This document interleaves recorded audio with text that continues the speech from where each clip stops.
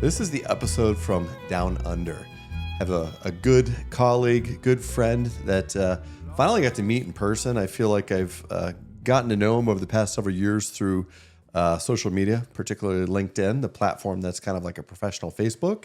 And he's an orthopedic surgeon, a very, very bright, very talented surgeon, and just a great guy. And I've gotten to know him quite a bit over the past, 15 hours or so as we've kind of talked throughout the day and learned more about his Australian culture, his background.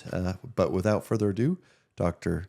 Ilan Freedman. That was definitely one of the things that kind of drew me to that, because medicine in general wasn't something I was interested in, dealing or managing chronic diseases where, hey, I'm going to give you a blood pressure medication. We're going to adjust your dosages and follow some lab values. And if you've done well, you won't have a heart attack. So it's, we're more sort of, we'll fix your problem.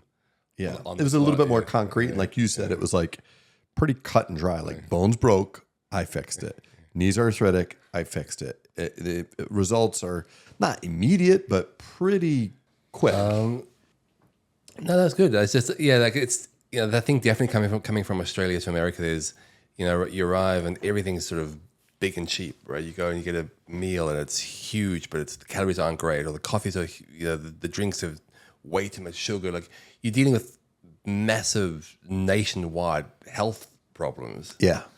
The sodas are huge. Like, it's just, I'm blown away. The food is just big. Yeah. And then you're trying to deal with these problems of people who are just being exposed to, everyone's got, when I was in Europe, there's no big people because everyone's walking and cycling around everywhere. Like the whole society. They're all smoking, but that's not, they look good anyway. Yeah, Today. But it just went through 2.83% Medicare cut for 2025. We take 3% cuts every year from our Medicare, our national healthcare system. Well, you'll be paid less next year than you this. Yeah. So inflation, CPI, everything's going up. Going up. And your pay's going down. Going down. So opportunities open and things sometimes fall into your lap a little bit. And I guess I had no idea about anterior hips until I landed up just being told to go on a weekend conference. Like, sometimes you just get little light bulb moments which make you think like, shit, this is actually what I want to do. Yeah, that's how it was for me too. First surgery I ever saw was a hip replacement. I was like, wait a second.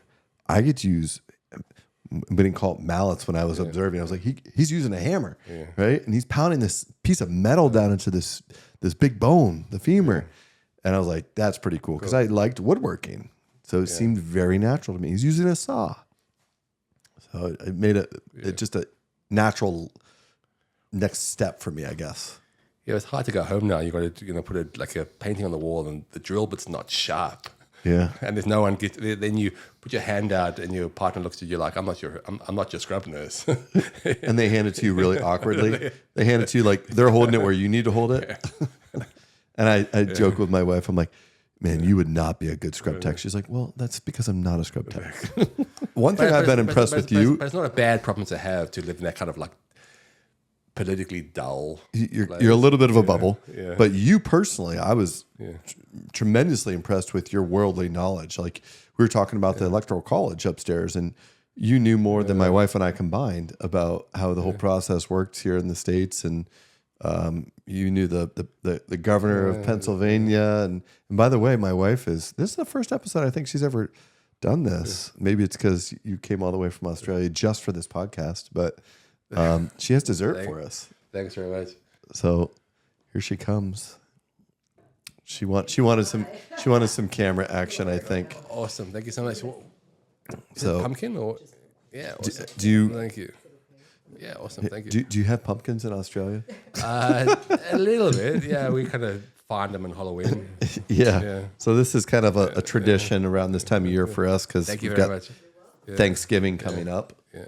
So you got to put the whipped cream on there. You get that little coating in there. That's going to be good. Is this from Wegmans, Karen? Oh, yeah, our Wegmans. So, again, you've traveled the world. Get into some personal stuff here. What is your favorite place that you've ever been, and why? And like, what are the reasons? And what is a place that you haven't been that's like on your bucket list? It's kind of a two-part question, but it's only going to count for one. Tell me all about it, Doc.